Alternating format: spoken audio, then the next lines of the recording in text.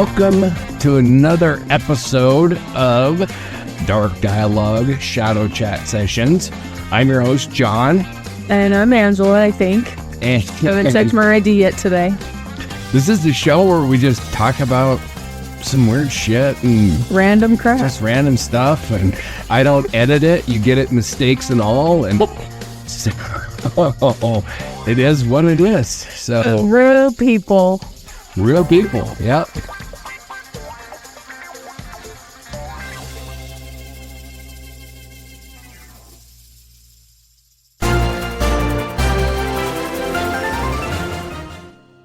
All right, so we're going to start this out with our news section, like we always do. So first story tonight is a crypto investor is charged with kidnapping and torturing a man in a New York City apartment for weeks. This is a crazy freaking story.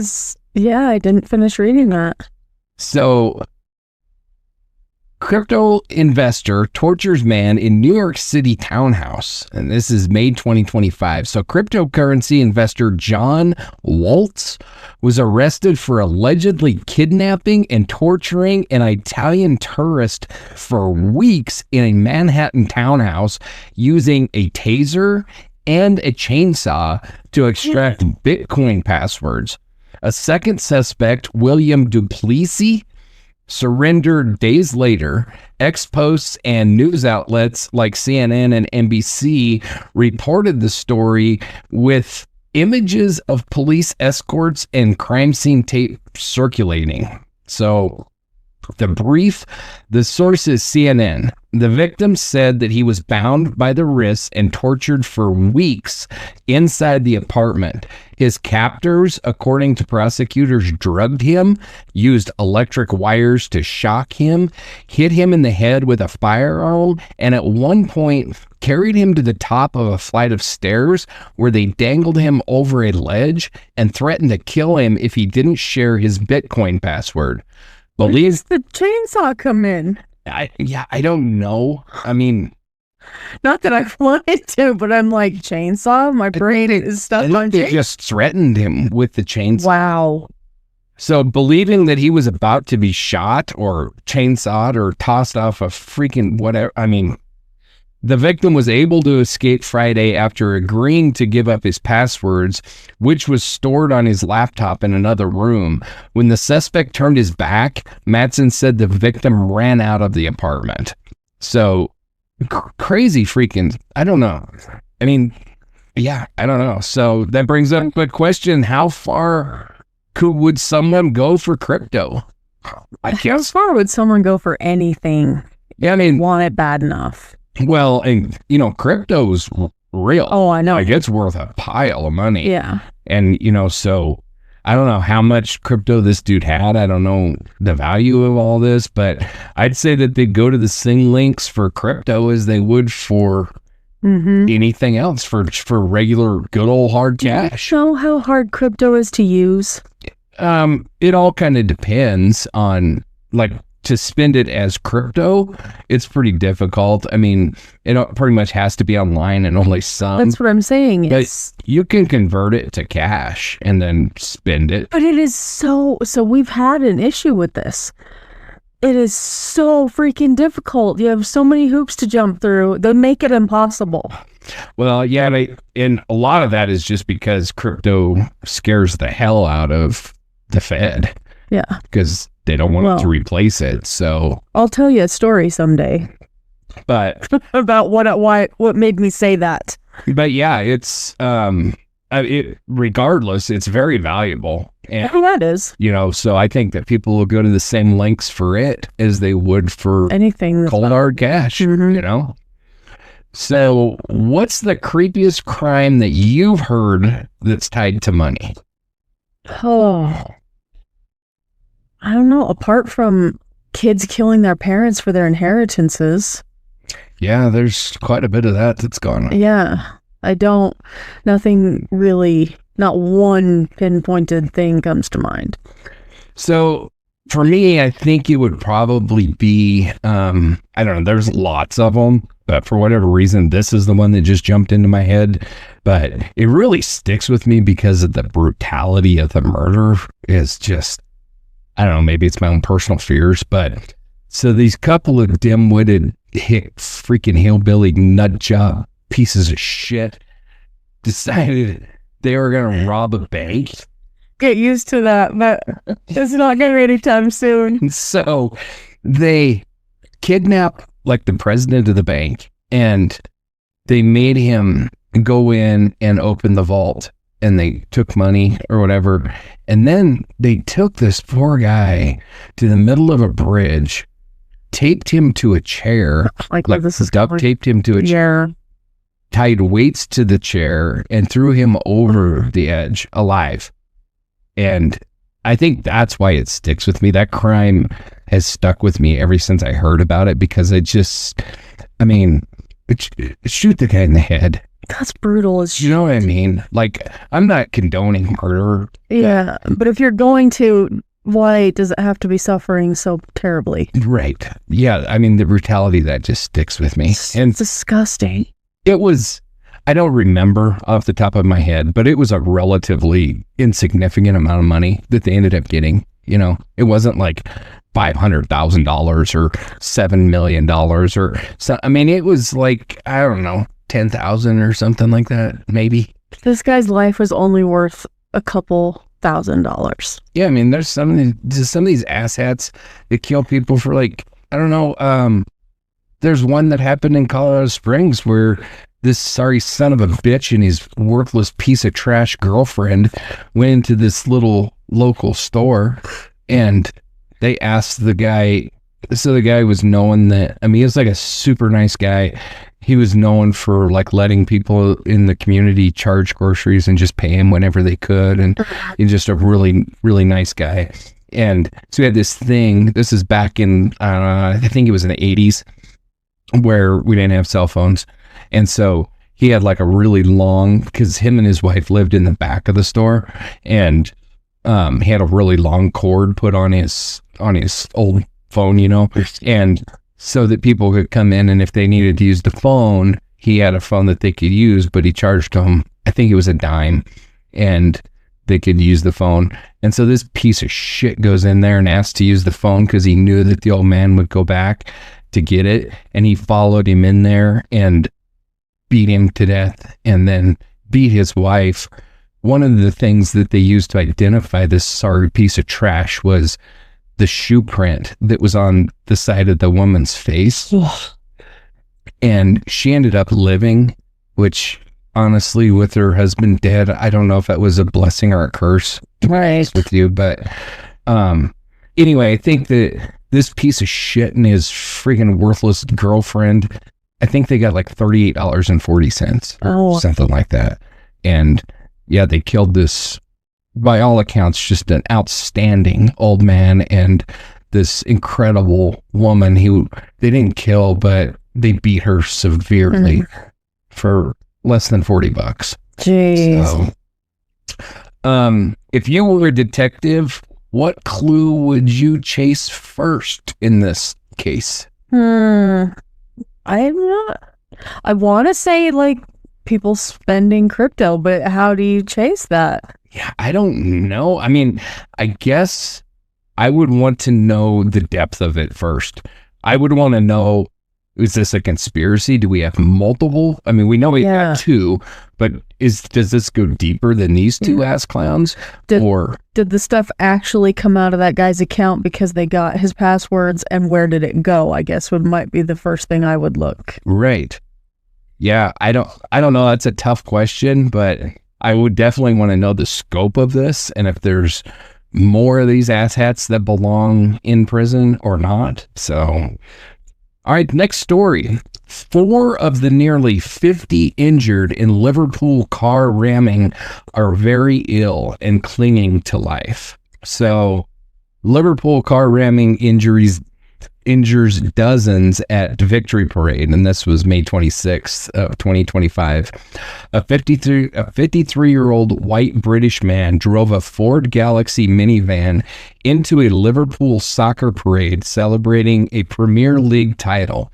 injuring 65 people, 4 seriously, arrested for attempted murder and drug-impaired driving. He slipped past a barrier. Ex-Post and New York Times and Al Jazeera reports include parade chaos videos and paramedic photos. So the brief was taken from the New York Post for 4 of the almost 50 victims injured when a man drove through fans celebrating Liverpool FC at a victory parade in the UK are, quote, very, very ill. The city's mayor said Tuesday, admitting that he can only hope that they will pull through. The van driver, only identified as a 53-year-old white British man, is in custody after the vehicle was seen ramming through crowds as at least 1 million fans packed Liverpool to celebrate the team's Premier League trophy victory this season. Some 20 victims were treated at the scene, while 27 were rushed to local hospitals, including children. Police said late on Monday, while stressing it is not being eyed as terrorism. So, what drives such reckless acts? Insanity. All that did was remind me of that guy, I can't remember his name, I've been trying to remember, that drove into the Christmas parade and then he defended himself and he claimed himself a sovereign citizen. Oh, that piece of shit. Guy's name. Yeah, that was in Wisconsin, I think, if I remember right. Louisiana. It was so. No, Louisiana was January 1st. That was New Year's of this year. That one just happened. That was the one, okay. The Christmas one was it was like Michigan or Wisconsin, or it was one of those states up there. That guy, I don't even know what his issue was, so I don't know what any of these pieces of shit's issues are. It always irritates me a little bit because the cops are always like, this wasn't an act of terrorism. Well, like hell it wasn't. Terrorism is not defined by the methodology behind it. It's not defined by the defining mentality of the person that's committing. Terrorism is not linked to any specific area in the world. It's not because they're from the Middle East or terrorism is because it terrorizes people. Yeah. That's what makes it terrorism. Yeah. And so in my mind, anytime you drive through a crowd of freaking people, it is terrorism. And I can't believe how often this is happening now. I find it interesting that we talk about like serial killing and how it is significantly declined from its peak in the 70s and 80s to now. It's like it's very rare, but it's been replaced by school shootings and shootings. Yeah, and this kind of shit where people are driving through crowds. Yeah, it's not that people have gotten less violent. It's that blowing up theaters. Yeah, it's gone from, a serial killer like a Ted Bundy or, even like a Samuel Little who killed over 90 people over the course of like 50 freaking years to a son of a bitch that kills that many people in one event. With a car. With an airplane, with a bomb. Yeah. The whatever. Yeah.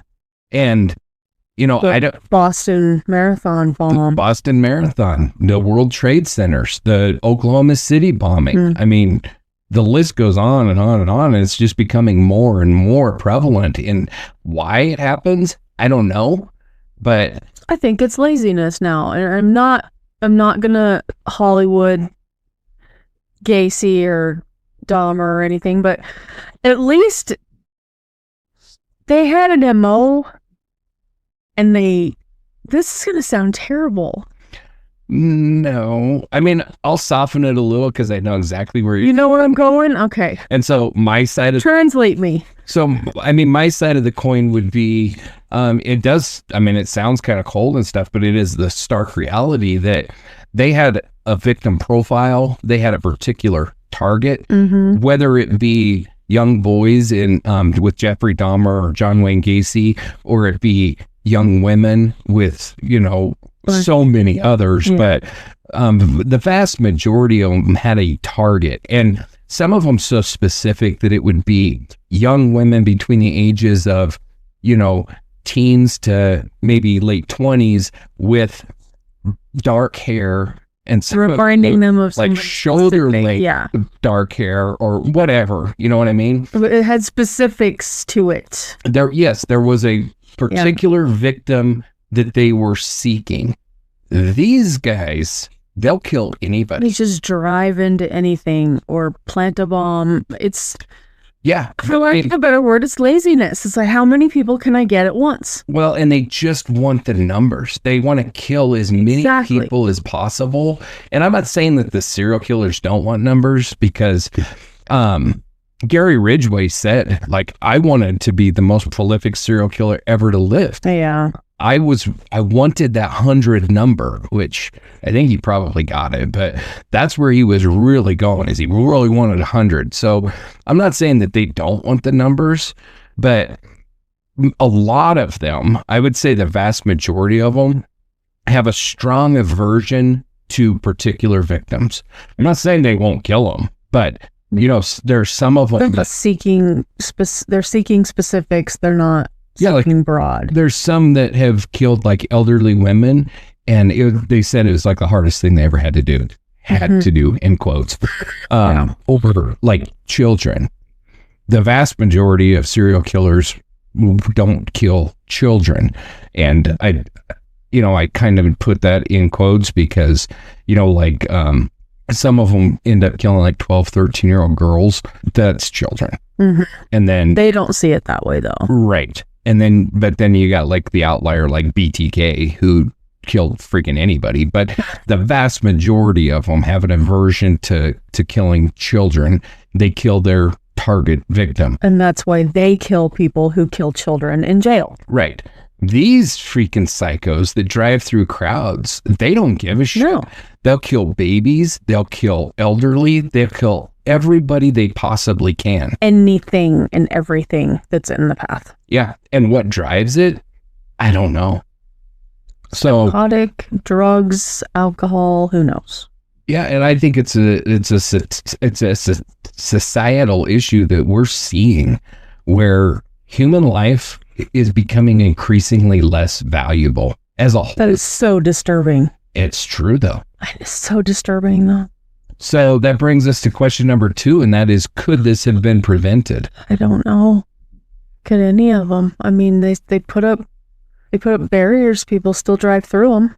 Yeah, I mean, this case I'm not as well versed in, so I don't know exactly with this Liverpool case. The New Orleans case on that one pisses me straight off, because that worthless freaking chief of police bitch, I don't know if you saw but they had the barriers. They owned them. And she didn't even know what they were called. She didn't know. And then the next day a couple days after, she's like giving a press conference teaching people like, these are called whatever the hell they were, and this is how we prevent. And it's like, yeah, bitch, why weren't they up the day that it happened? Yeah. Instead of preparing for the Super Bowl a month away? Yeah. Because that's more important. That one pissed me off, because it should have been prevented. That should never have been able to happen, especially in a town like New Orleans, where, first of all, they know that that's a threat. New Orleans, I don't know if you've never been there. No. But I don't really intend either, because there's just too much crap going on. Walking around like Bourbon Street and everything, that's what it is you're walking down the streets. And with Mardi Gras every year, the Bourbon Street is completely full of people. So they know that this is a risk, and they had stuff in place to prevent it. It just wasn't used. Or at least to attempt to prevent it, because some of those psychos will still drive through it, over it. But get somebody. Yeah, they couldn't have gotten through those. If it would have been, yeah, there's no way. And even if they didn't have those, you do what other cities do, and you bring in garbage trucks and dump trucks and other stuff like that, and you block the streets with those. they just had like a police cruiser sitting at the intersection. He just drove right around it. That one definitely could have been prevented. And I think, are all of these preventable? No. You know, I mean, the sad reality is there's smaller towns that have pretty large parades, and you know, you don't expect something like this sometimes, and you don't have the stuff in place in a small community, but in large cities, yeah, definitely. Those plastic foldy things aren't gonna help. Nothing. Yeah. So what's a crazy parade mishap that you've seen? That's the one. Not, you mean like in person or just that I know of? I would say in person. Oh, I have not seen one in person. No? Mm-mm. I would say, and I won't say names, but there was a woman that was killed in a horse accident at the parade. Okay. And yeah, I do know that one. That one was probably the craziest that I've seen, but I didn't actually witness it. I wasn't there, but there was also the fire truck that drove over the Fireman's Foot in Denver when the Nuggets. That's the basketball. I'm not a basketball guy. Denver Nuggets. Would they won something? I don't know. Would they win in basketball? I don't either. Their Super Bowl, whatever it is. I don't know. Super Bowl. The people out there are so mad at us right now, John. The National Finals rodeo of basketball. Yeah, whatever that was. They like won it? I don't know. I've never had this parade. I can think of baseball. I can think of football. Is all I know. Think of what is all I know is March Madness, and that's college. College in March, yeah. That what? I don't know. Hell is the basketball? Oh my God! To the Google.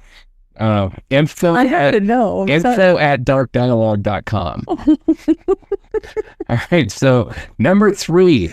Milwaukee shootings Sunday, 2 dead, 6 injured. Oh, Milwaukee, what's going on? All right, so 2 dead, 6 wounded in multiple Milwaukee shootings. A violent weekend in Milwaukee, Wisconsin left 2 people dead and 6 others wounded across multiple shootings between Saturday night and Sunday morning. That's May 19th through the 20th.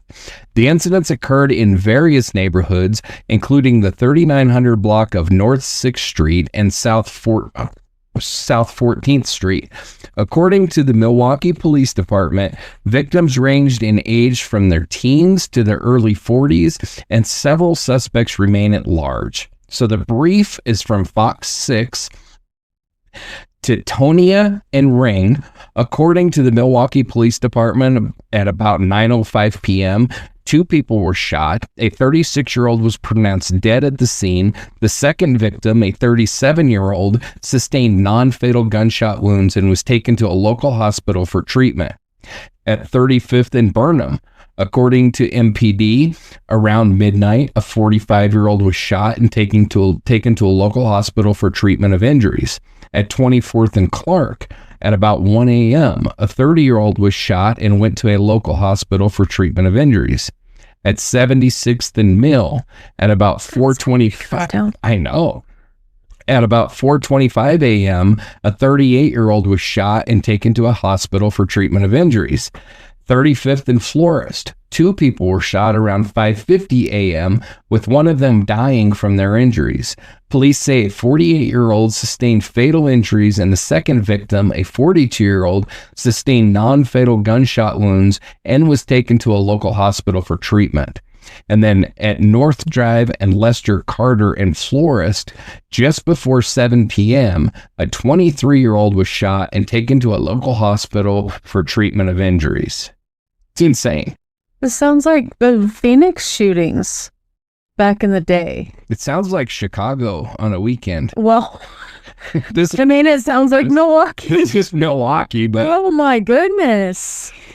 So, are Milwaukee's violent crime trends reflecting of larger urban issues nationwide? I have no words. Like, they don't have any idea Who? Why?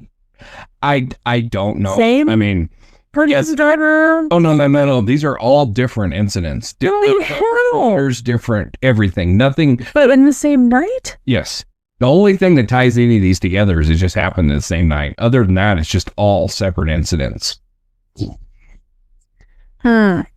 So I wonder if they are tied together and it was just a band of people deciding to go out and do it. No, this is a common tell. I mean, it's like I said, okay, so it's Milwaukee this week, but I could definitely pick Chicago next week. I could pick Denver the next week. I mean, this is happening in major cities across the United States all the time. That's disgusting. All the time.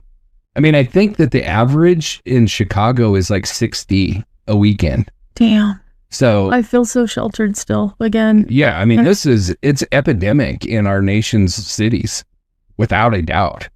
Yeah, so I really try to avoid like political topics or anything on this because that's not what this show is about. That's not what we want to do. Right. But I will say making the decision to stop prosecuting criminals has led to a lot of this, and releasing these people that commit violent crimes and we don't. So I don't know if you know this or not, but several cities have done away with bail because it's like prejudiced or something. So because if you can't afford it, it's prejudice. Right. If you get arrested for a crime that typically you would be held for until you could make bail, like shooting people, they just release them. They just bring them in, process them, and release them. So because there is no bail. So whose bright idea was that? It's in several cities. This is happening. And when you choose to do things like that, when you choose to leave criminals untried, my brain hurts now. This is the natural result of it. So question number 2 then is, how can cities improve coordination between law enforcement and community leaders after mass shooting weekends? To me, that's not the issue. To me, the issue is, how do we stop this from happening? And I think locking up the people that do it, amen, is a big step in the right direction. Please. Making the penalty for the crime such a deterrent that not as many people want to do the crime. Since when? I'm too angry. Since when do they care if bail is discriminatory? I'd say within the last 4 years is when that 4 to 5 years. I meant that like kind of facetiously because I can't form. I'm so pissed off about that. It's nuts. It's insane. But California is really backtracked on this because it's been such a nightmare. But there for a while, it was the law that anything less than $600 wouldn't even be prosecuted. Mm-hmm. And they let people know that. Mm-hmm. And so there's videos of people actually going into stores with calculators and stealing stuff and adding it up to like $599 and then running out the door. Because that's how we prevent this shit, is we quit telling people. Well, we quit making dumb laws like that. Well, exactly. If you steal a penny, then it should be prosecutable. There shouldn't be any, like, you have to steal so much in order for it to be prosecutable. Or federal or whatever. I do agree with, like, if you steal a $10 thing, it shouldn't be a felony. I do agree with that limit. But whether we're going to prosecute you for breaking the law, if it's only a big enough law, that's insane. That's bullshit. And then the other thing that California did was they said that it is illegal for you to stop somebody from shoplifting. So, I do remember that happening. Yeah. So first of all, they said if you steal up to this amount, you won't be prosecuted. And if somebody tries to stop you, they will be prosecuted, which is like an invitation to just steal, which is what has happened. It's an embossed invitation. Here you go. Yeah. By the way, if somebody tries to stop you and they use force, and you fear for your life, you can go ahead and kill them too because you fear for your life. Right. What the actual F? Yeah. So Where's that F-bomb? I got two of them right here. Oh my gosh. So what drives these bursts of violence across disconnected neighborhoods?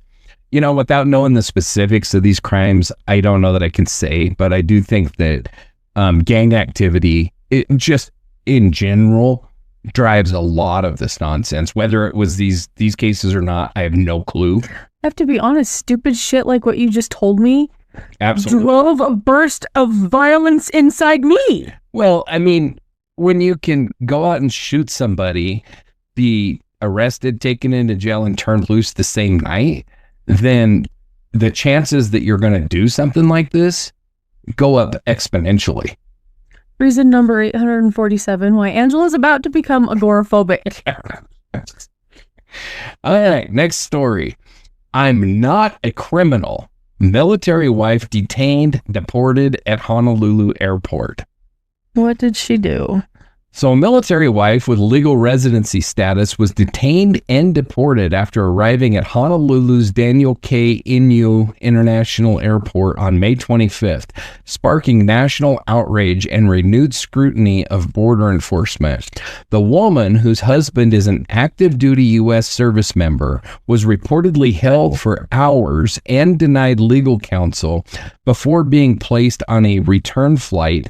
She had valid documents, but was told they were, quote, insufficient. So the brief is from The Independent. An Australian woman who was deported from the U.S. after visiting her American husband stationed in Hawaii says that she was detained in prison overnight alongside murderers before getting sent home. Nicole Sarakos, 25, of Sydney, says that she was held in federal prison overnight after trying to enter the country with her mother so the two could visit her husband, Matt, a U.S. Army lieutenant stationed in Oahu, Hawaii, News Now reported. Sarakos, who has visited 3 times since getting married last December, said things quickly turned chaotic after border officials at Daniel K. Inouye International Airport flagged her for extra screening. The officer checking passports, quote, went from completely composed to just yelling at the top of his lungs, telling my mother to go stand at the back of the line and to excuse my language, quote, shut up, Sarkos recalled. So, how often are legal immigrants wrongly detained by border agents? I'm going to let you take that one. So I don't know the answer to that question. This is going to sound harsh, but I don't really care how often legal immigrants are detained by border agents. I think it's completely reasonable that when somebody's trying to enter a country, that they are detained and that it's, confirmed that it's legitimate. But I don't think that's what happened here. So, number 2, should military families receive special processing protections while traveling? I kind of think so. I think that, so my opinion on that would be, I think that it should be an option. I don't think that it should be a guarantee. Okay. Because just because a soldier marries somebody, we don't know anything about somebody No, that's true. that he or she married. But I think they should be able to apply for, there you go. Something like the, I can't think of it, what it's called, but, oh, damn it. Anyway, people that fly a lot, they can apply and they go through like an extensive background, and then they don't have to go through the whole security shit like the rest of us do when they go to an airport. They just have clearance already. Yeah, it's pre-check. That's what it's called. Pre-check. There you go.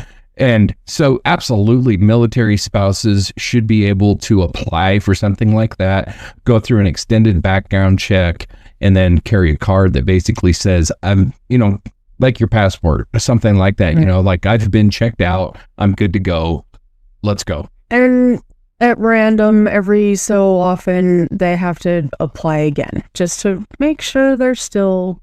Yeah, sure. However you're going to do. I want them to get complacent and be like, I have this card. Now I'm going to go pull some shit because I have this card. Yeah, I think that's pretty unlikely. Yeah, but I think still. you could pretty safely do something like that. I mean, there's no way that you're going to ever catch, everybody. But, with something like that, it would be very easy to flag, like if they were arrested for terrorist actions or something like that. It would be very easy for that to be flagged once they're in the system.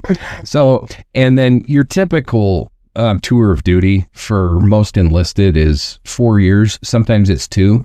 So for this to last like 2 to 4 years, I have no problem with that. Right. And then, if Lifers, though, some of them are in there for 30. Yeah, absolutely. And with that being the case, I suppose that there could be continuing security checkups or something like that. I don't know. And the logistics of it would have to be worked out. But I do think that something like that should exist, for families to go visit the guys that we have defending our freedom. Exactly. That's why their spouses should not be put through this kind of shit. No. So then number 3, what systemic failures allowed this deportation to happen without oversight? I don't know. I don't know either, because I don't know enough about the story to answer that. It seems to me like we maybe had somebody with a complex who thought that he had a lot of power, and obviously he had plenty of power because he could have this poor woman locked up. But yeah, somebody that let the power go to his head, and I don't know. Like I said, I don't know the specifics about it, but if it's true that her documents were all in order and everything, there is absolutely no excuse for this whatsoever. This should not have happened. And I'm all for, like protecting our borders and stuff like that. I am not for putting an innocent woman through this kind of crap when she had all of her paperwork in line and everything. I mean, if she would have been flying and she didn't have her shit together, that's on her. That's her fault. And I'm sorry she doesn't get any sympathy from me. But from the little blurb I read, which is all I know about the story, right. She had all of her paperwork in line and everything. And to me, this is a travesty. Should have never happened. All right. And then next we have a girl assaulted by a woman on a beach in an unprovoked attack. So Scotland police are investigating an assault after a young girl was attacked by an adult woman in a seemingly unprovoked incident at a beach in Fife, Scotland on May 27th. The girl was reportedly approached by the woman, who physically assaulted her before fleeing the scene. Emergency responders treated the victim, and officers are asking the public for help in identifying the suspect, described as being in her 30s with long brown hair. The brief is provided by the Herald in Scotland. Police are continuing their inquiries and appealing for information after a 12-year-old girl was assaulted by a woman on a beach. Around 3 p.m. on Saturday, May 17th, the girl, I don't know which date is right, actually, because I pulled both of these. So one says 27th, one says 17th. My guess is the 17th is correct. May 17th, the girl was on Gurning Beach near Louisa Drive when she was assaulted. The suspect is described as 50 to 60 years old. Yeah, so these two sources didn't have their shit together. Yeah, because one of them said 36. Oh. Is the girl 12 in both of them? The first story didn't name the girl's age. The second story said she was 12. So, anyway, so she's... Come on, Scotland, do better. Between 30 and 60, around 5'7", with short bob hair and a heavy build. She was wearing blue denim shorts and a black top with a floral design. She was in the company of 2 other women. Constable David Painter said, quote, "This was an unprovoked attack on this girl as she was playing with her friends on the beach. She did not require medical attention, but was extremely shaken. If you witnessed this take place, were in the area at the time and have any information or recognize the description of the woman, please contact us." So, what mental health or substance issues are often at play in public assaults like this? All of them. I would say that you're probably right. I mean, I'm not saying it doesn't happen, but I will say that I think more often than not, it's drug related and less mental health related. I know that there's some people that struggle with some pretty severe mental health issues, but not a lot of them just randomly attack people. And by attack, like, did she hit her a few times? Like, what is... You have all the specifics that I have. Damn it, I need more. I mean, she didn't require medical attention, so it couldn't have been... Or like a verbal assault? No, I think it was physical. It was definitely physical. Okay. But, it couldn't have been that severe, but still, it had to be traumatic for a freaking 12-year-old. But I think that the likelihood is a substance issue, not especially considering the fact that she was with 2 other crazy bitches. Yeah. And I say that because they've got to be insane for not turning her sorry ass in. Yeah, for sure. But I suspect that it was probably substance related. And they don't want to get in trouble for it. Or they were as high as she was. Well, that's what I'm saying. They all just are high and don't want... Weird. So, should local councils increase foot patrols on popular beaches and parks? Yes. Yeah, I would say yes. Probably so. Yeah, I think anything that's popular that garners a lot of people needs more patrol. Yeah. Doesn't matter where it is. I think that's probably true. And this is Scotland, so I'm really talking out of my ass on this one because I live in America. But here I can say where it really becomes an issue is finances. Yeah. How do we provide, that kind of thing? I don't know. I know that Colorado has something that's called the Colorado Mounted Patrol, which is a volunteer group similar to like a volunteer fire department, a volunteer ambulance service, but that is a volunteer police force where you actually go through much of the same training. You have to go through the same background check and psychological evaluation that an officer has to go through. So anybody can't be a part of it. You have to be able to be cleared at the same level. You go to the same facility, everything's the same, but as long as you do that, then you are able to volunteer, and those officers are used for these kind of situations, crowd control or traffic, patrol and stuff like that. They're not going after, serial killers and crap like that, but they free up full-time officers to be able to deal with the more severe crimes. Yeah. And the other thing that it does is, another way that they're used is they'll ride with a full-time officer to provide backup for an officer that would be by himself other ways. So I think more programs like that could be very beneficial in putting more people on the street, and the uniform by itself is often enough. They don't know that they're a volunteer or not. And like I said, they've gone through the training. They are armed. They do have handcuffs. They do have arrest authority. And so in those situations, they can arrest. But just having somebody in uniform patrolling is enough.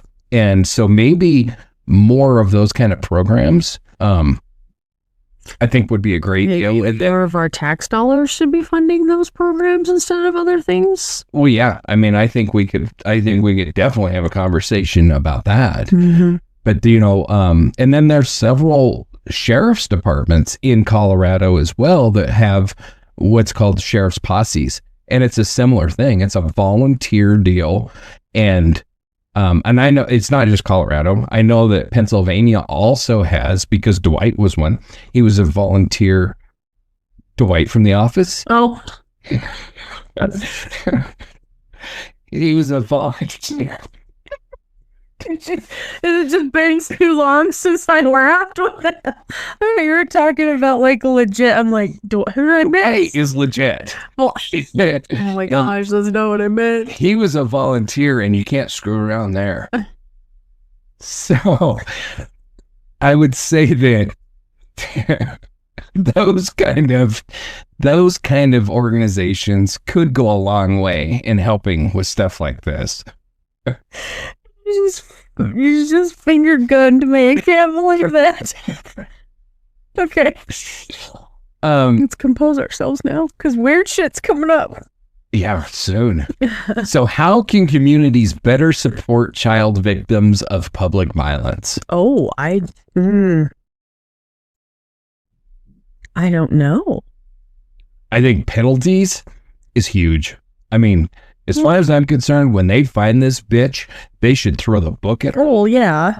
And she should do something like 10 years in prison in or something. Support, though, I thought you meant like therapy or something. That's the support of my brain. And maybe that's really... I mean, she might need some.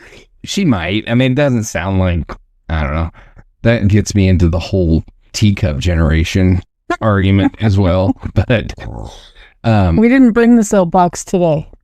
But, I think that question number 2 and number 3 are kind of tied together there, is putting more people in place to prevent this kind of shit rather than to worry about what you do after it happens. You know what I mean? Mm-hmm. Stop it from happening to begin with. And now is our weird shit section.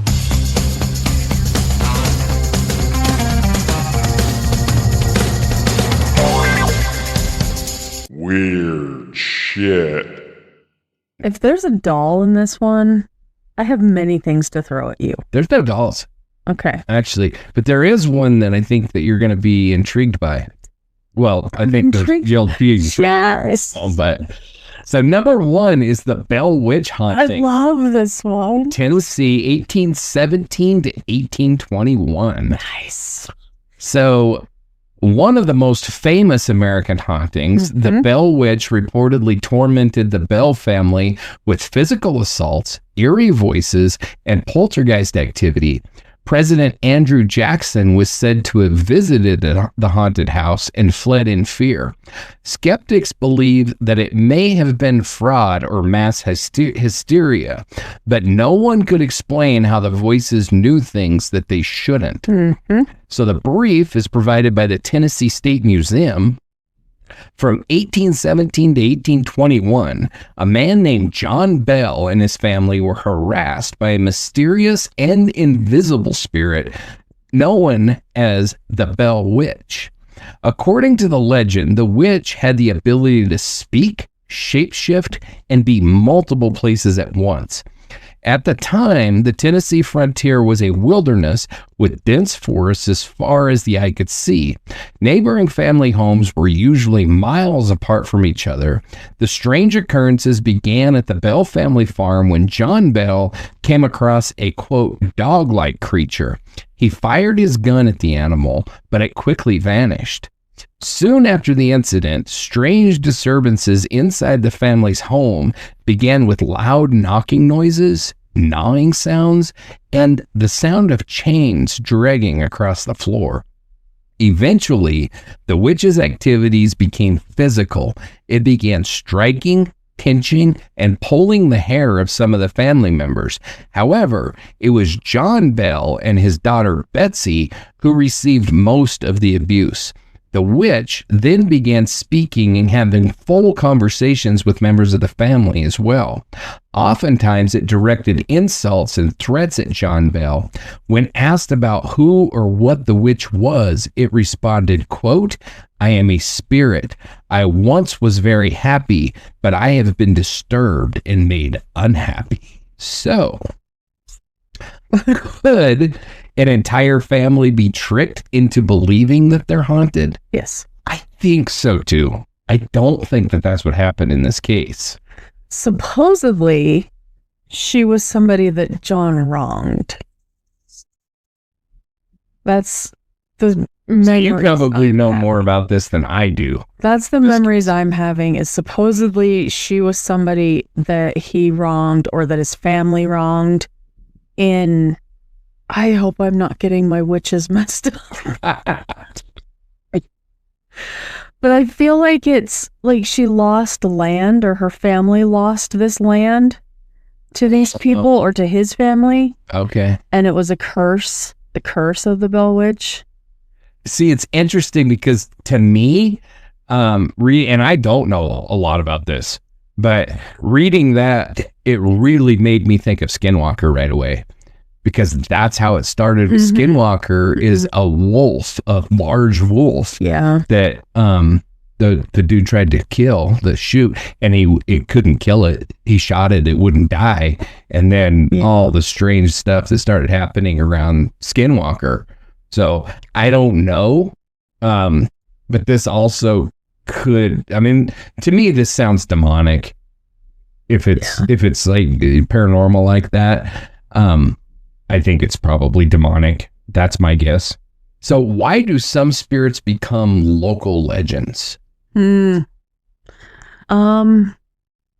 believe that some of them become legends because the people want to tell their kids about it to get their kids to do what they're told.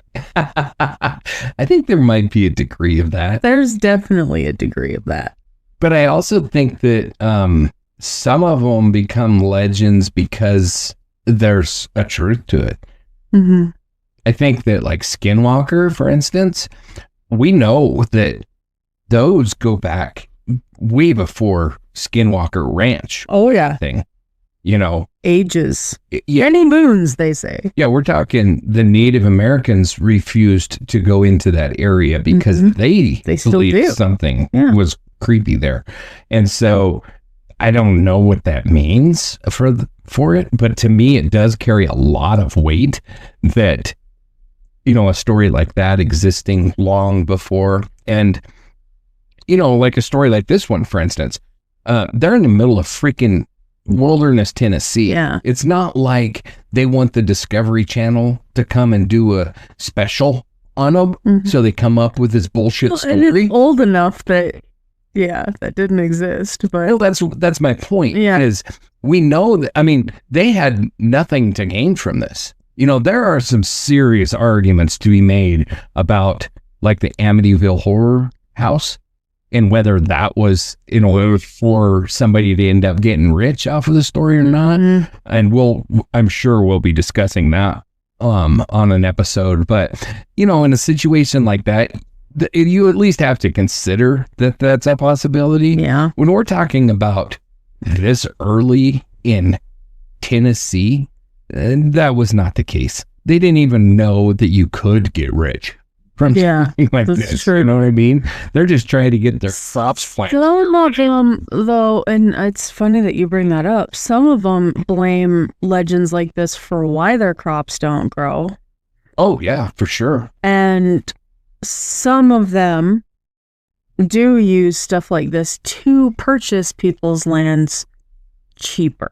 Oh, yeah. And that has absolutely happened. So there is a little bit of money issues and not rich. Like, I'm going to be a reality TV star all of a sudden. But that's some of these, I think. But this particular one, I don't see any of that in. I think the fan. I can't remember if I have my witches wrong or not, but I feel like this was one where somebody wronged somebody over land. Could be. I don't know, because I don't know the story well enough. So, but would you visit a place like? Yes.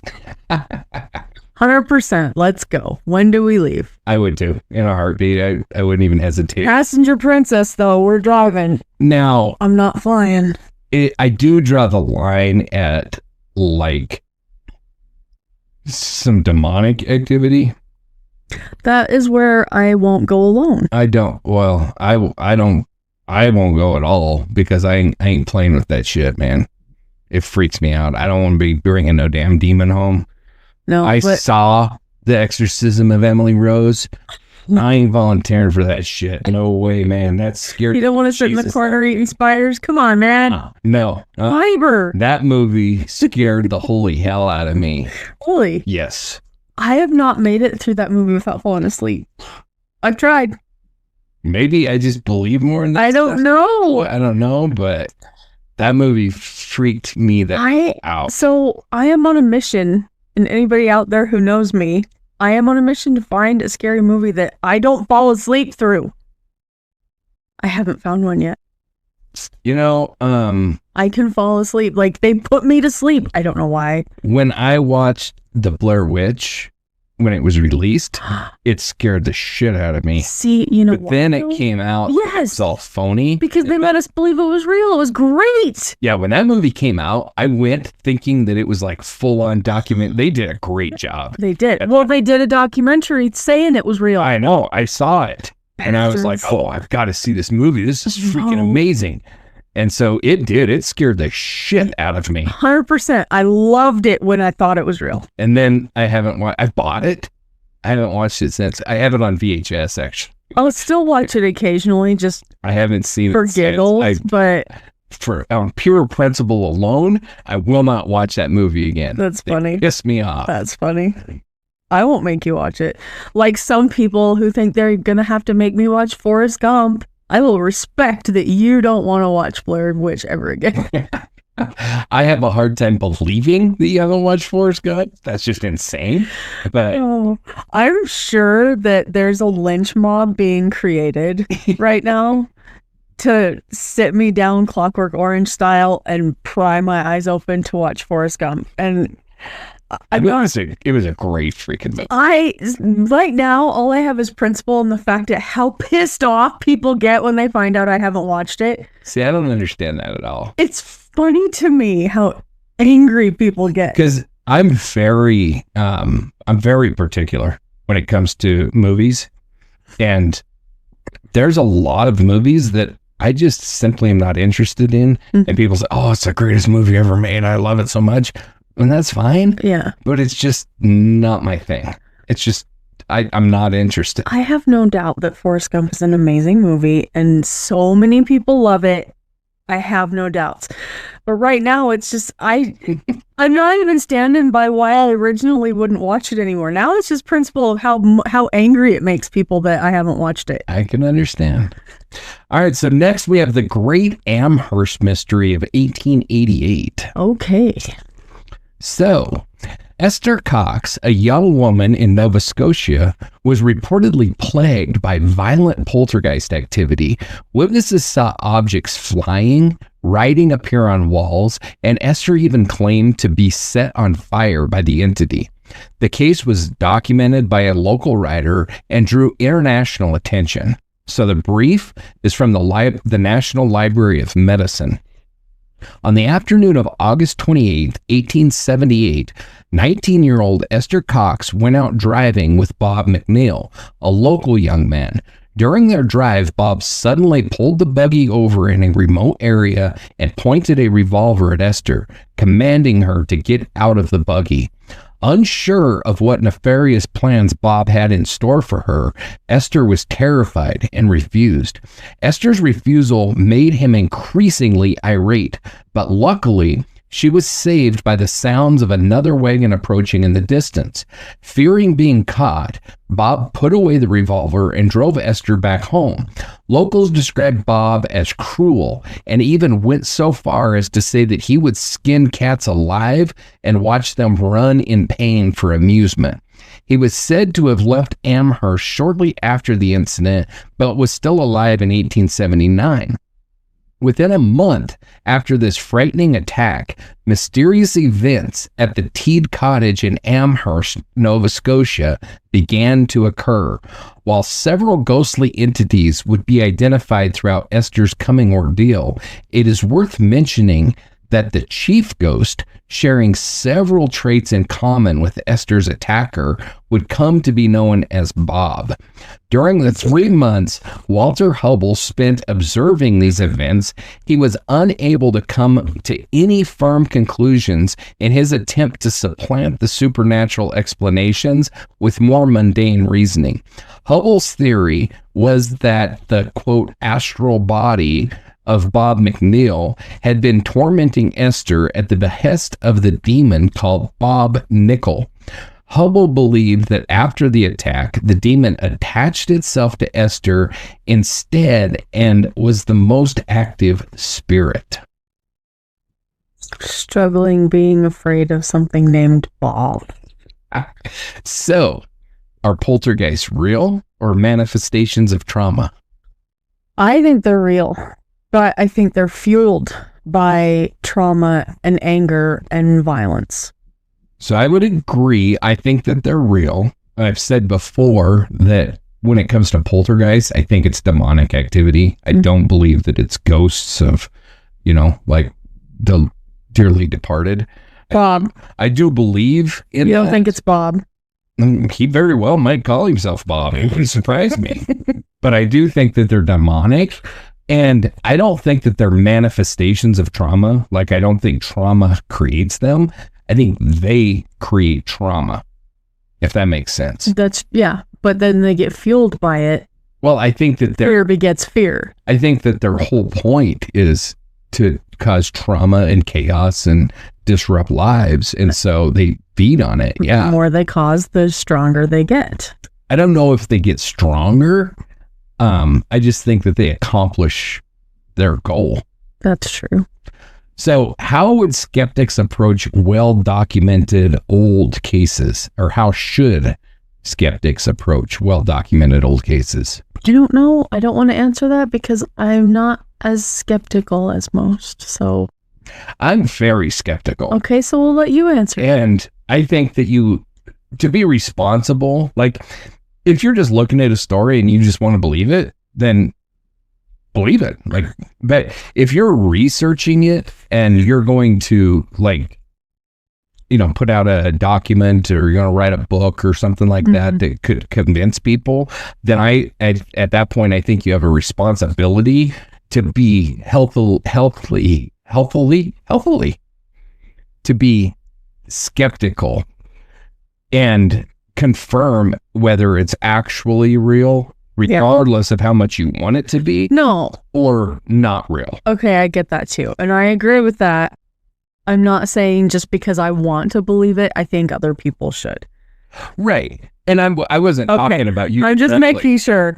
No. I think that as an individual, you're allowed to feel them however you want to. And if you're like, I just really love ghost stories and I just do, and you just believe it, and that's cool. Like, there's whatever. You have a right to do that. But I could care less if Joe Schmo on the street believes it with me. Right. But I'm saying the way I look at this is if you're like going in to investigate it, like what's his nut? I don't even remember the dude's name, but he was the one that went in there. I think that you need to go in there very skeptical and assume that it's not true. And because you're going to see it, you're going to manifest it yourself. Or you're just going to see shit that just confirms it's just that's what I'm saying. Bias. That's what I'm saying. Yeah. You go in there expecting it, your brain is going to see it. Right. I think it comes down to which is probably why I couldn't get Mabel to talk to me. Though my favorite of which I'm not a big paranormal show guy, but my favorite one of those was Taps. Because that's how they approached everything. Every case they went to, they assumed there was not a haunting.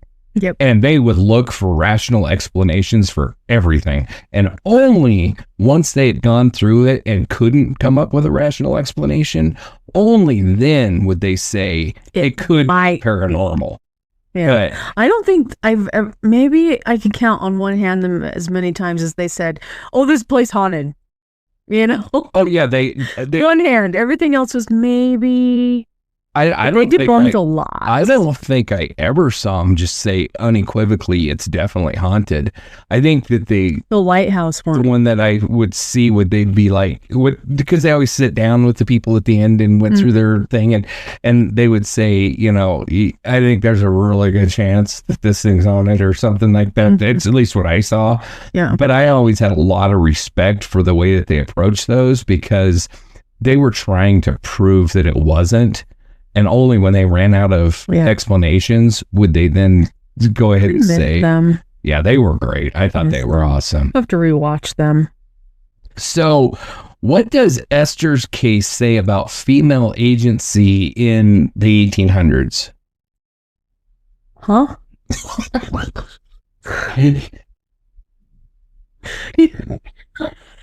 Sometimes I think don't say the first thing that comes to mind, but then I think as soon as I say it, you're gonna throw your head back and laugh, and I love that. So, So, okay. So, what does this particular case say about, like a woman's believability and her, her like culpability? They weren't believed back then because they couldn't own land and they couldn't do any. So that's what you're saying is, Yeah. I mean, I think that women were discounted. Women hysteria, what men called women hysteria. Exactly. Yeah. And I do think that, in a situation like this, the belief that she was just hysterically afraid of the creep Bob, who was likely a budding serial killer. It sounds to me like he was probably going to rape her and murder her. Yeah. And that she was just hysterically afraid of him, and then she created all this stuff in her mind. I don't really think that. Again, I don't know this story. I'm just going off of what I read, but it doesn't really sound like that to me. I think it sounds, I mean, there is a possibility that Bob had some kind of demonic force attached to him that attached to her in that instance. And there's also the possibility of Bob being some kind of Satanist or witch or something like that, who, once she was able to escape him, then cast some bad juju on her. And I don't know what's real and what's not real when it comes to that shit, but I do know that there is a reality. I don't want to part of it. Yeah. That skeleton key. You seen the movie? The what? Skeleton key. Yes. Yeah. Yes. Yeah. Like the old hoodoo witch doctors. Yeah. That jump from body to body. I ain't saying that's possible, but I am saying maybe Bob cast himself a voodoo spell or something. I do think that's somewhat possible, and only because I just don't understand it. And so many people believe it, and so many people buy into it. So yeah, I subscribe to the don't believe it and it won't hurt you in that instance. I don't subscribe to that. Sorry. I subscribe to the it can potentially hurt you whether you believe in the shit or not. I think the more you believe in it, the more it can hurt you. Absolutely. Okay. I mean, the skeleton key definitely... We can meet in the middle on that. The skeleton key definitely made that point, that if you don't believe in hoodoo, that you can't be affected by hoodoo. I don't necessarily believe that. I think that people can cast spells that invites demonic activity onto innocent and even unbelieving people. Okay. Yeah, I see it. But I mean, if you know that you're walking into that and you think to yourself, I believe it, that's different than knowing you're walking into it and thinking to yourself, I don't believe it and you can't hurt me. There's a difference. Yeah. Well, so for me, I see the difference being the opposite, I think, of what you're saying. Because for me, because I believe it, when I leave an area that is haunted, and especially if I think there's demonic activity, then I will say, you cannot come home with me. Exactly. I will be, and that's because I believe in it. I think it makes a believer safer in those instances. See, I say those things too. There are instances of people that don't believe that have had like a demonic entity attached to them and create all kinds of havoc in their life. See, I will own antiques because of that. I'm an antique freak. I can't do it. I can't do it because I don't know what's attached to it. But a former boss of mine took me antiquing. I don't want to say former boss. She's my late boss. Gotcha. Okay. She'd still be my boss if she hadn't passed away. She took me to antique stores in Vegas, and every antique store we walked into, I was just immediately terrified. And I did say, as I was leaving, nobody's allowed to come home with me. Oh man, not me. I love antique stores. I can spend hours and hours. I'll wander through them, but I will not take anything home from them. I'll spend days in antique stores and I'll bring all kinds of stuff home with me. No. Do you sage that shit first? No, because not unless I have a reason to. I'm sorry. No. All right, so the next one. He's like, moving on. The haunting. You did a whole bunch of creepy shit for me, didn't you? Yeah. I like it. The haunting presence of the Gurning Man. Gurning Man. So. Ooh. This is 1976 to 1979, Glasgow, Scotland. I like that face. Multiple people in Glasgow reported seeing a strange, muscular man with a grotesque grin, or garn, staring through windows or standing in parks late at night. He would sometimes run away silently or disappear entirely. No arrests were made, and some think that he was never human. So the brief is provided by spiritshack.co.uk. According to eyewitness accounts, Gurning Man appeared human-like and had a solid body, unlike other spirits. Some victims say Gurning Man looked like a, quote, strange, agitated figure. He appeared to be a man in his 50s, wearing a black leotard, nervously moving about under a streetlight. Many of these witness accounts say the being made snorting and grunting noises. They also claimed it moved agitatedly, had a contorted, pained expression, and grinned like a maniac. Most eyewitness reports of the creature came from Glasgow's Cross Hill area. Glasgow residents encountered the scary being in the streets and their homes. Most sightings occurred between 9 p.m. and 4 a.m. Glasgow police received 17 reports of sightings of the Gurning Man in the 3 years.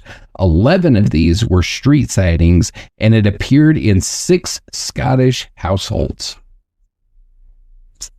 So, could this have been a voyeur, or is it something supernatural? First of all, something like that existed in Utah in the late 80s. Really? Because that picture made it look metallic, but the description of black leotard, 50s, pained, I freaking saw that in Utah.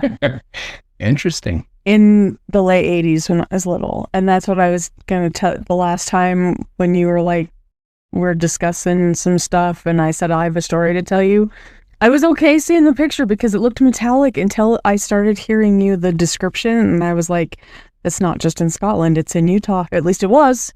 Maybe he took a trip. I don't know. Yeah, so for me, I got major Mothman vibes from that story, reading that story. Like, I'm feeling skinwalker-y. I don't like it. Oh, I don't like it either. I sure as the hell wouldn't want to see it, but no. I mean, again, I don't know anything about the Gurning Man. I've never even heard of him before this.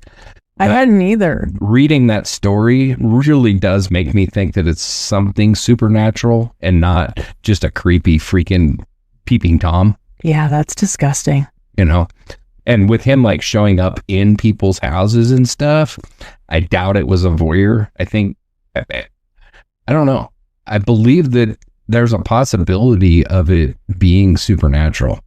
Okay. You know, you have an extended period of time. First of all, you have over 3 years.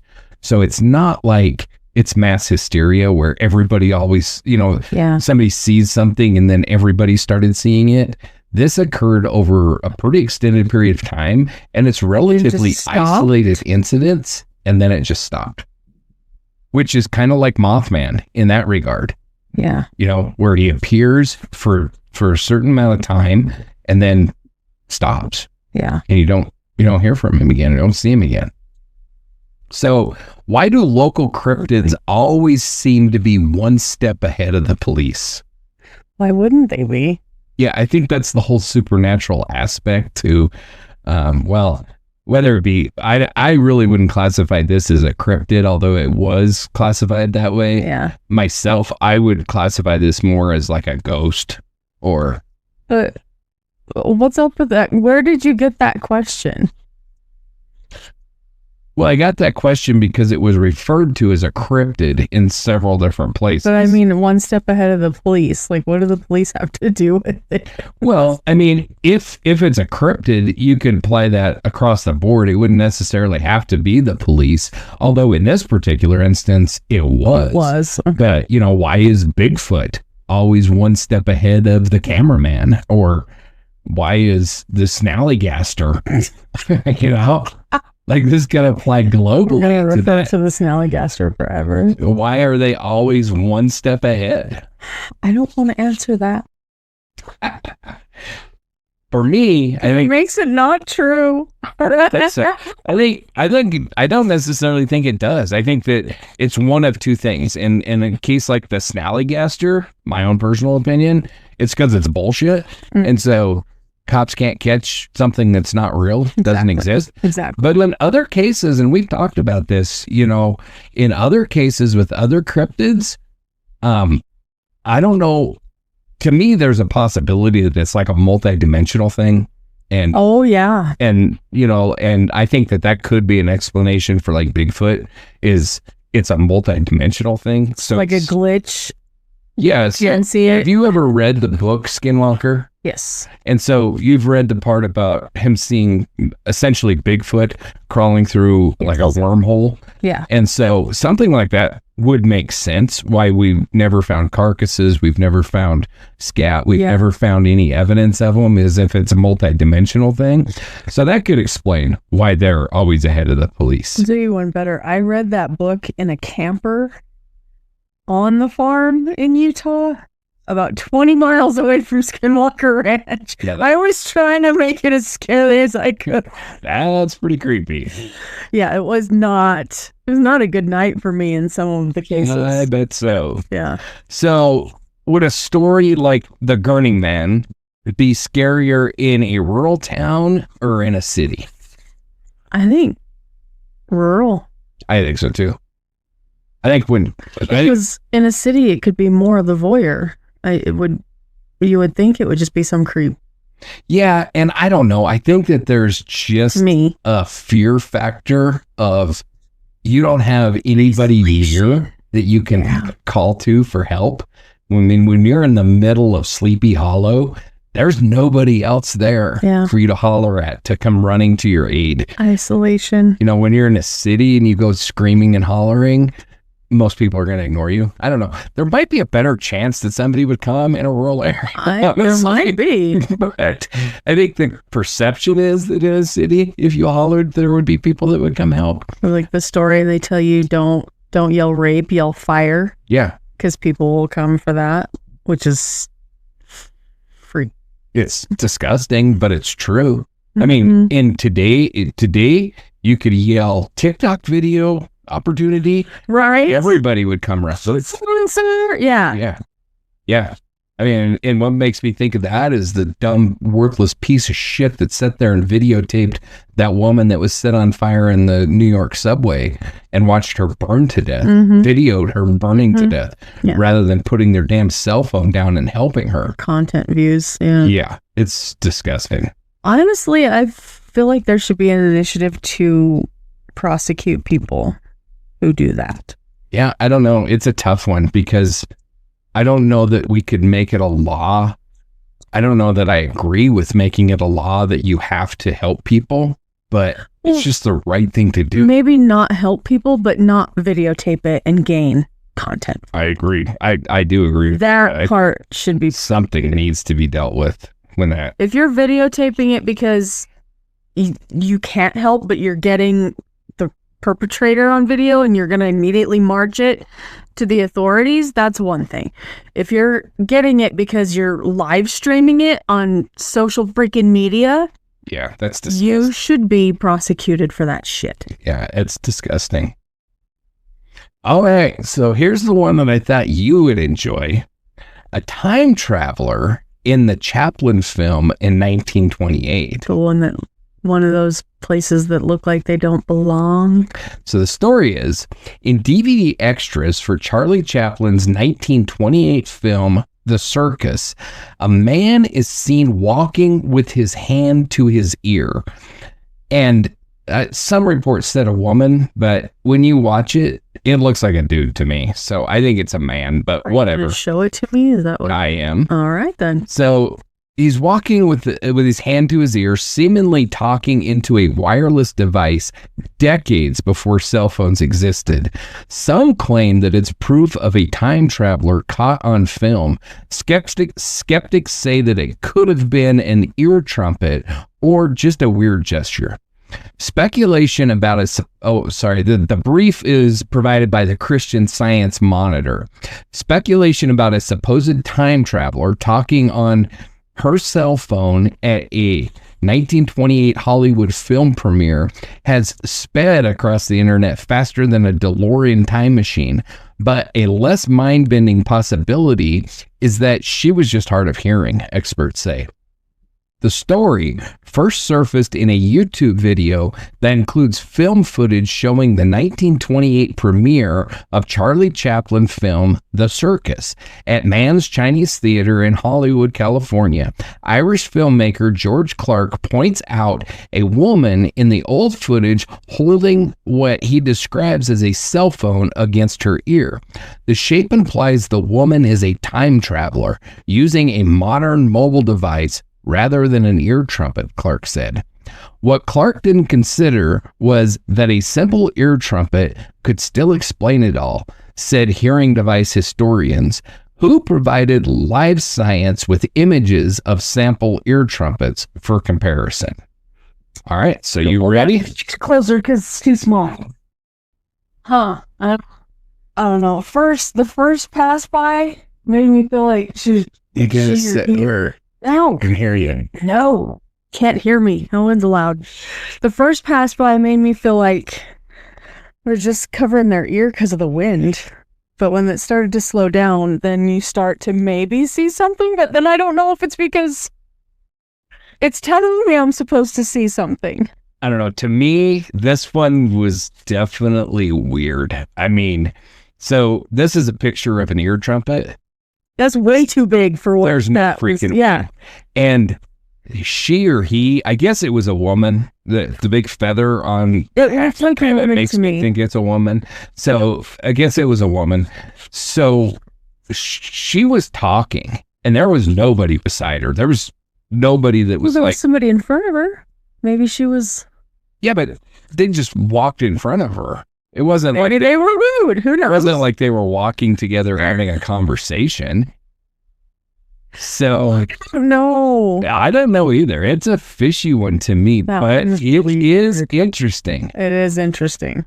So especially when they slow it down and it does look more like there is a box. It looks like she's talking on a cell phone. Yeah, it looks like there's a box-shaped something in her hand. So what's your favorite caught on film mystery? I don't know if it's a favorite. The one that always comes to mind, though, is I don't know where or the year, but somebody is wearing like a watch that. Oh, it's another time travel thing like this? Yeah. Yeah, there's several of those. Yeah. I mean, for me, I'm poisoned by true crime, so everything is jaded by true crime so for me, when I read that, my first one was like Archuleta, the dating game killer. You don't know him? Oh my gosh. There's that look again. No, I don't. You're familiar with the dating game? Yeah. So this dude went on a date with him. Oh, okay. And then he was a serial killer. Yes. Yeah. We watched a show on that the other day. Okay, now I get it. Yeah, so that I didn't write the name. That really doesn't it doesn't really fit because it's not really a mystery, but it is where my mind went.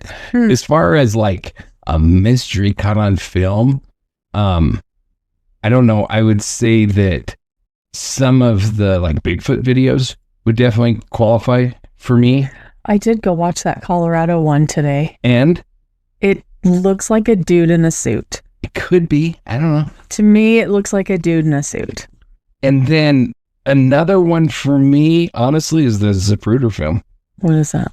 It's the film of the JFK assassination. Oh, okay. See, you gotta call these by what regular people know them as. It's the Zapruder film. Everybody knows that. Now you're going to tell me you've never watched JFK, the movie. No. He's about to fire me as his podcast partner. You guys are going to be hearing a new voice next week. No, not going to happen. So, can we explain everything away, or should we leave room for wonder? Always room. It's like Jell-O. There is always room for wonder. Final answer. I agree. I mean, I think that, we have a responsibility to look at everything, like I said before, as skeptics. Fine. But, and I consider myself a skeptical person, but when it comes to this time travel shit, there is a possibility. 1.21 gigawatts. I mean, Einstein, well, the whole idea of traveling forward in time, is definitely possible. See, I feel like that's harder. To me. I feel like going backwards is more possible than going forwards. So, because backwards has happened and forwards hasn't yet.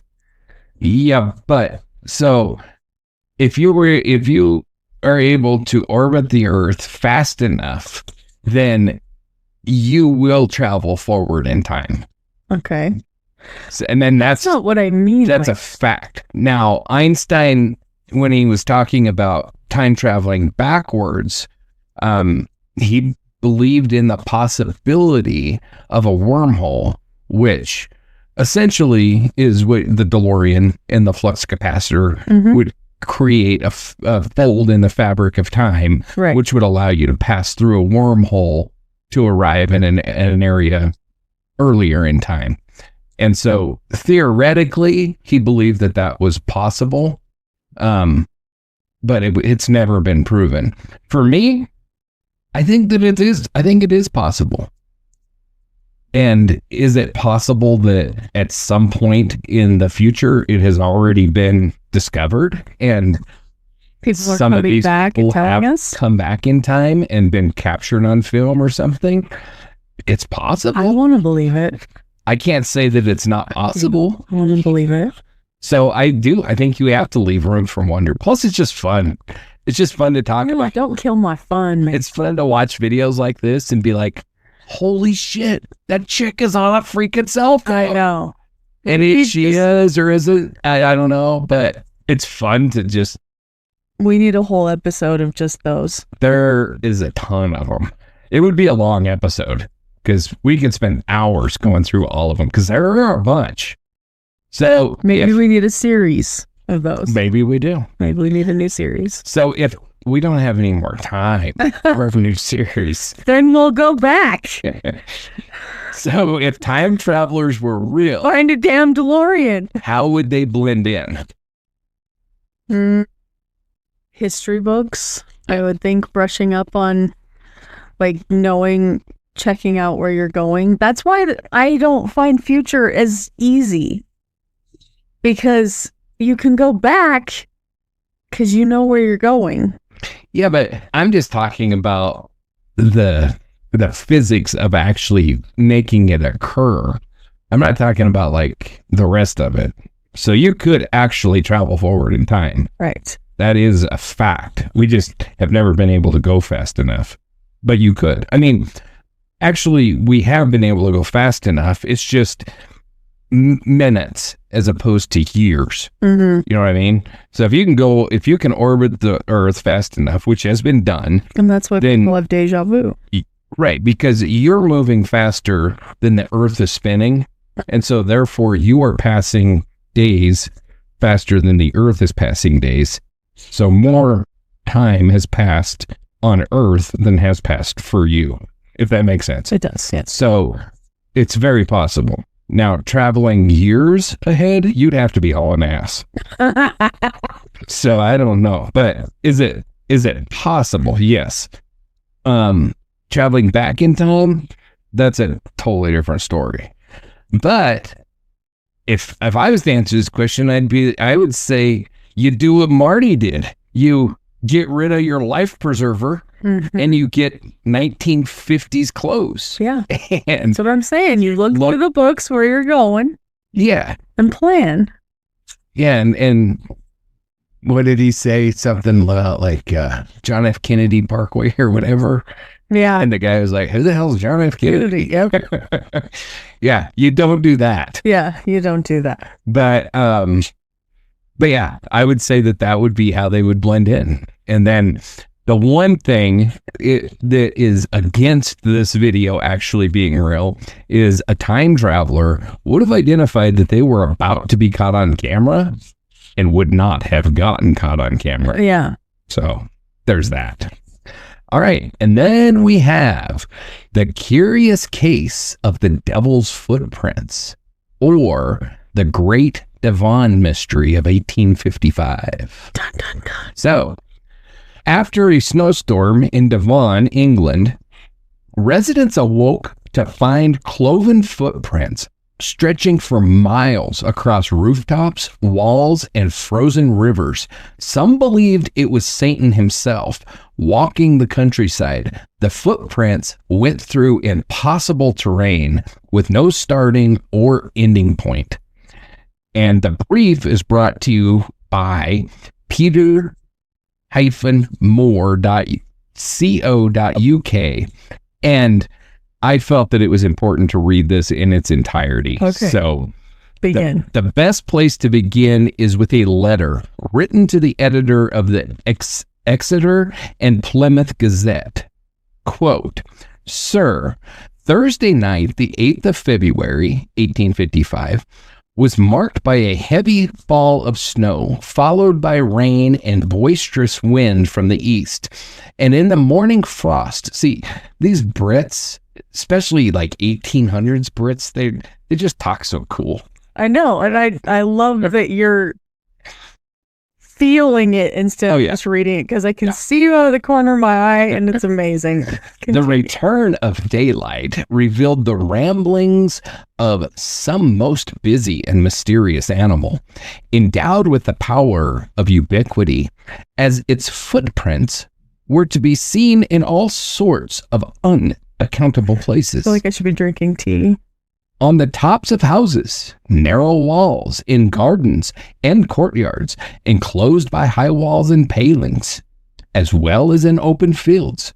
The creature seems to have frolicked about the Exmouth, Littleham, and Lifestone, Woodbury, Thompson, Starcross, Teignmouth, etc., etc.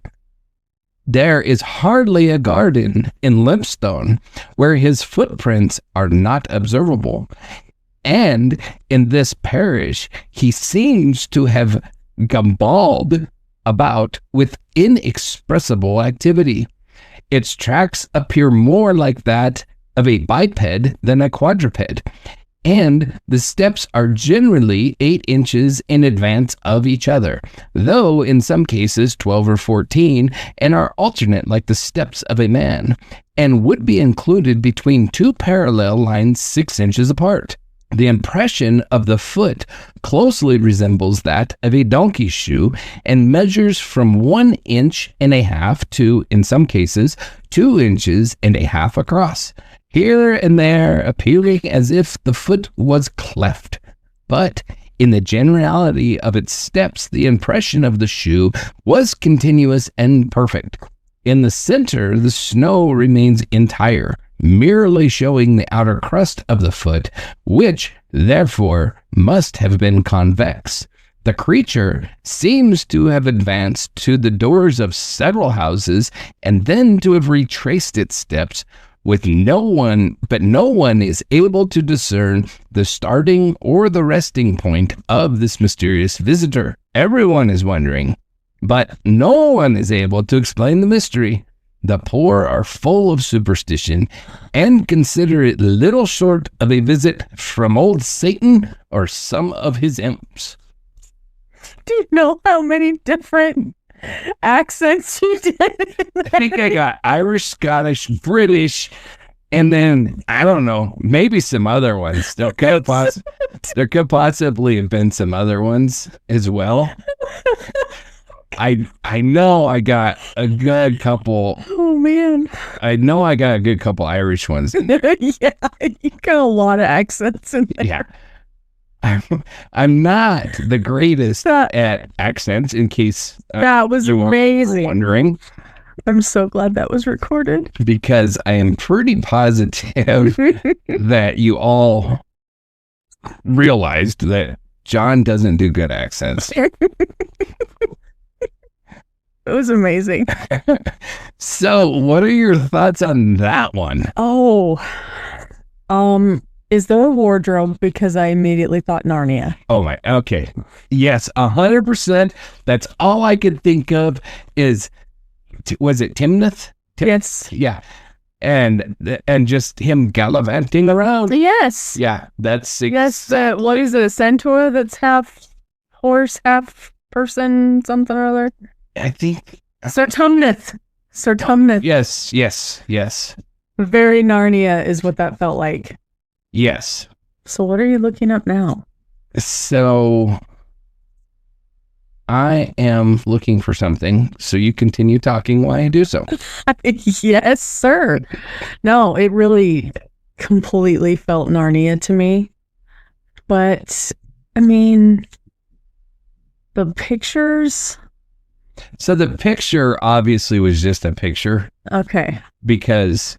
it was just one. It was like it was hopping. There were no double. Yeah, I mean that was just a picture from that webpage. There's a ton of pictures online of, most of them though are drawings because it was 1855. Well, yeah. So it wasn't it wasn't a photograph, but there was pictures of it and accounts of what people thought they saw. Yeah, I mean, honestly, this dude, whoever wrote that letter, I mean, he sounds like he was kind of a Sherlock Holmes. Yeah. You know? I kept expecting you to have a pipe when I looked up at you. Yeah, well, I almost did. So... Oh, you start bringing props. So, yeah, this one, I don't know. So... Satan himself. How do we explain mass eyewitness accounts of the unexplainable? From a lot of people who are not tied together? Well, yeah. I mean, this story, and again, I had never heard of this story before. This was new to me. So, but, I mean, this story, it's a head scratcher because it sounds like it was one event. So the whole mass hysteria thing doesn't really apply because it was one snowstorm and it sounds like all kinds of freaking people saw these. Yeah. And never again. So mass hysteria doesn't really apply here because everybody's got out of bed and was like, what the hell? And, this dude, apparently he went out and measured them and everything. Yeah. And they were in a 6-inch. Yeah, about 6 inches apart. Where is that? Like a field sobriety test? I mean, 6 inches. I think he was saying like wide. I know, but he said they were within a 6-inch parallel. Yes. To me, that's like a field sobriety test. That is toe to heel, toe to heel, toe to heel. No, I think as we say is like the person's legs were like 6 inches apart. Oh. You know what I mean? Okay.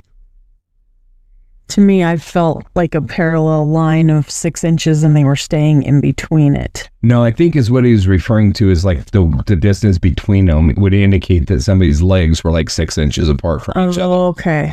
Yeah. Well, that's even weirder. Yeah. See, it wasn't as weird a minute ago. So could natural phenomena or hoaxes explain this centuries-old mystery? Possibly. Probably not in the 1800s, though. I don't know how you could do it now. Well, there's people now who... That's going to sound really far-fetched, but there's people now who build those shoes that the tread marks look right like cryptids, and then they walk backwards through them, so it doesn't look like they 100%. But on a roof? I told you it was going to sound weird. I don't know all of the statistics. Yeah, I could believe it if it was like a line across the snow. But you're like, what? But I just have a hard time believing that somebody's going to walk up a roof and then back down, stepping exactly their same footprint. That's not happening. Like this one is, I don't know. And I have a hard time believing. So I don't know any natural phenomena that could create this. Unless like Pegasus exists. Santa? Yeah, possibly. But outside of that, I can't think of anything natural that would explain this. And then hoaxes, that becomes like very involved when you're talking about like across walls, up roofs, all that kind of stuff. It's just as involved as crop circles, but in the 1800s, I don't think people were doing stuff like that. Well, and I don't believe that the technology existed to make it easy. I mean, I don't know how in the hell you do something like this now, honestly. I say we try it next time it snows. Okay. Hopefully that's going to be for a while because I am done with this for the year. I'm done with it too. Would you follow prints like this or would you turn around? Am I alone? It all comes back to that. I'm going to have to just start including that in the questions. Like, you are alone. And do you follow these prints? Alone, I do not. With someone, I would. I would follow them in a heartbeat. I would not guarantee it. But you're always armed. I'm not always armed. This is true. I am always armed. Maybe if I was armed, I'd go alone. Yeah. The story's fascinating. I'd never heard of it before, but I was fascinated by it when I stumbled across it. I thought it was really cool. I don't think we're ever going to have an answer. No. I think it's going to be like Spring Hill Jack. I don't think we need an answer. I think we just need to let some of these things be fun. I agree. 100%. So that's all I got for you. That's it for tonight. I liked those. Thank you. Good. Thank you for adding the creep for me. Yeah, you're welcome. And so we will do it again next week. But that's all I have. So I encourage all your listeners, if you like what we do and how we do it, to give us a like, give us a follow, share these episodes. I hope you're enjoying this more lighthearted. If you have something crazy you'd like us to see, send it to us. Yeah, info@darkdialogue.com. And we'll see you at one of our more serious shows. Or see you at all of them. You have to come to all of them. Yeah, or if you don't like the serious stuff and you just like the funny, crazy stuff, then, we'll see you back on the next episode of Shadow Chats. But until then, this is John. And Angela. Have a good night.